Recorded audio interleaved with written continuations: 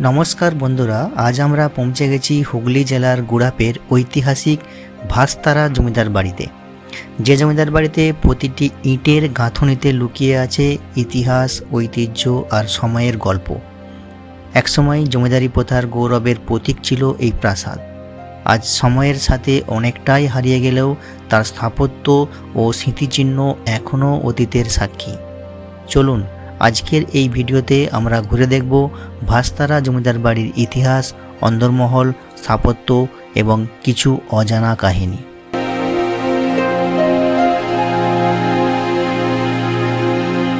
হুগলি জেলার গুড়াপের ভাস্তারা জমিদার বাড়ি বাংলার প্রাচীন জমিদারি ঐতিহ্যের এক গুরুত্বপূর্ণ নিদর্শন। এই ভিডিওতে আমরা তুলে ধরেছি ঐতিহাসিক জমিদার বাড়ির অতীত, স্থাপত্যশৈলী, বর্তমান অবস্থা এবং স্থানীয় ইতিহাসের নানা অজানা দিক। এই জমিদার বংশের আদি বাসস্থান ছিল রাজস্থানে। সেখান থেকে এসে প্রথমে বর্ধমান এবং পরে ধনিয়াখালীর বসো গ্রামে বসতি স্থাপন করেন তারা। অবশেষে এই বংশের জমিদার এককড়ি সিংহ আনুমানিক 1750 খ্রিস্টাব্দে এই ভাতসারা জমিদার বাড়িটি নির্মাণ করেন। এই সিংহ পরিবার নবাবী আমলে কৃষ্ণপান সিংহের হাতে জমিদারি প্রতিষ্ঠা করে। এই বংশের অন্যতম পরিচিত জমিদার ছিলেন ছকুরাম সিংহ, যিনি তার দানশীলতার জন্য সারা বাংলায় খ্যাতি অর্জন করেছিলেন। তার পুত্র যজ্ঞেশ্বর সিংহ ছিলেন শিক্ষা অনুরাগী। তার উদ্যোগেই 1859 খ্রিস্টাব্দে প্রতিষ্ঠা হয় ভাতসারা যজ্ঞেশ্বর উচ্চ বিদ্যালয়। শোনা যায় যার উদ্বোধনের সময় এসেছিলেন স্বয়ং পণ্ডিত ঈশ্বরচন্দ্র বিদ্যাসাগর মহাশয়। ভাস্তারা গ্রামের ইতিহাস শুধু সমৃদ্ধি নয়, এটি জড়িয়ে আছে এক রক্তাক্ত অধ্যায়ের সঙ্গে। মারাঠা হানাদার অর্থাৎ বর্গী আক্রমণে বারবার বিধ্বস্ত হয়েছে এই গ্রাম। কিংবদন্তি অনুসারে সেই সময় বর্গী নেতা ভাস্কর পণ্ডিতের নাম থেকেই এই গ্রামের নাম হয়েছে ভাস্তারা। বর্গী আক্রমণে প্রতিহত করতে গিয়ে জমিদার বাড়ির অন্দরমহলের তুলসীতলায় নিহত হয়েছিলেন পরিবারের এক সদস্য সুখদেব সিংহ। সেই ঐতিহাসিক তুলসী মঞ্চটি আজও ভয়ঙ্কর দিনের সাক্ষী হয়ে দাঁড়িয়ে আছে। বর্তমানে জমিদার বাড়ির অধিকাংশ অংশ জীর্ণ হলেও এর উঁচু দুর্গা দালান আজও মাথা উঁচু করে দাঁড়িয়ে আছে। হুগলি জেলার ইতিহাস চর্চার ক্ষেত্রে যে সকল জমিদারদের নাম বিশেষভাবে উল্লেখযোগ্য, তাদের মধ্যে ভাস্তারার জমিদার শ্রী ছকুরাম সিংহের নাম বিশেষভাবে সুপরিচিত। দানশীল জমিদার হিসাবে এনার খ্যাতি ভাস্তারা ছাড়িয়ে সমগ্র হুগলি তথা সারা বাংলায় ছড়িয়ে পড়েছিল। তৎকালীন সময়ে ছকুরাম সিংহের সহায়তায় মন্দির, দাতব্য চিকিৎসালয়, বিদ্যালয় স্থাপিত হয়। কুন্তিঘাটের কুন্তি নদীর ওপর নির্মিত কাঠের বীজও এই ছকুরাম সিংহের আর্থিক আনুকূল্যে তৈরি হয়। ভাস্তারার এই জমিদারের প্রাসাদ সম অট্টালিকা এবং সংলগ্ন মন্দির আজও দৃষ্টি আকর্ষণ করে। এই জমিদার বাড়ির সাথে বর্ধমানের কালিকাপুর জমিদার বাড়ির অদ্ভুত সাদৃশ্য পাওয়া যায়। বর্তমানে জমিদার বাড়িটি ক্ষয়প্রাপ্ত হলেও সময়ের সাথে লড়াই করে টিকে থাকা স্থানগুলি তৎকালীন ঐতিহ্যের সাক্ষ্য বহন করে চলেছে। আজও দুর্গাপুজোর সময় ঝলমলিয়ে ওঠে সিংহবাড়ির এই প্রাচীন দুর্গা দালান। ভাস্তারা জমিদার বাড়ি প্রায় 250 বছরের পুরানো ইতিহাসের নীরব সাক্ষ্য বহন করে চলেছে। রাজস্থানের রাজপুত বংশোদ্ভূত এই সিংহ পরিবার 1750 সালের দিকে বাড়িটি নির্মাণ করে।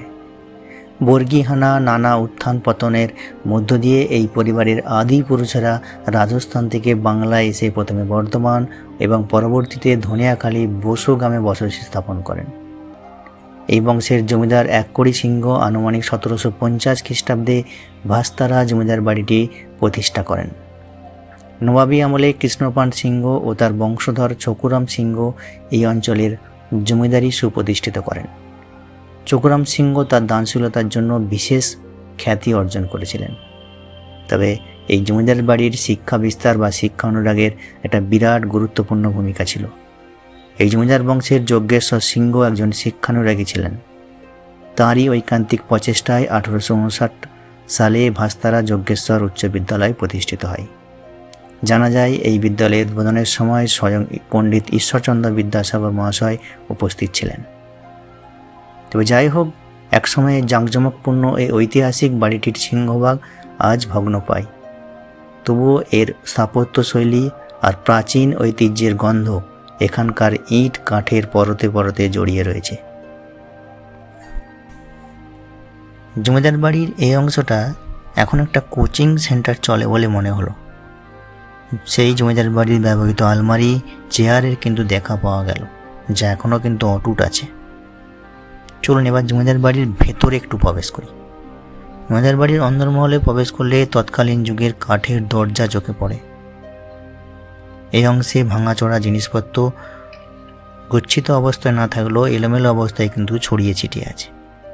আর এই হচ্ছে সেই তুলসী মঞ্চ, যেখানে জমিদার বাড়ির সদস্য সুখদেব সিংহ বর্গী আক্রমণ ঠেকাতে গিয়ে তুলসী মঞ্চের গায়ে নিহত হয়েছিলেন। আজও নীরবে সেই স্মৃতি বহন করে চলেছে। চলুন পরের অন্দরমহলে প্রবেশ করি। দরজা সেই কাঠের দরজা। এই অংশে ভাঙাচোরা জিনিসপত্রগুলি ছড়িয়ে ছিটিয়ে আছে, তবে দেয়ালে হয়তো একটু দাগ বা পলেস্তরা খসে পড়ার চিহ্ন দেখতে পাচ্ছি। চুনসুরকি হয়তো আস্তে আস্তে খসে পড়ছে, কিন্তু স্তম্ভ কড়িকাঠ কিন্তু আজও অক্ষত আছে। আর ধানের একটা ছোট্ট মোড়াই আমরা দেখতে পাচ্ছি, যেটাতে ধান হয়তো গচ্ছিত আছে, কিন্তু নিয়মিত পুজো করা হয় যেটুকু জানতে পারলাম। অপর দিকে আছে জমিদার বংশের কুলদেবতার বিগ্রহ, কিন্তু সেই বিগ্রহ আজ নেই। বর্গীদের দ্বারা হয়তো সম্ভবত লুট হয়ে গিয়েছে। বর্তমানে সেই বিগ্রহের সিংহাসন কিন্তু আজও অক্ষত অবস্থায় আছে।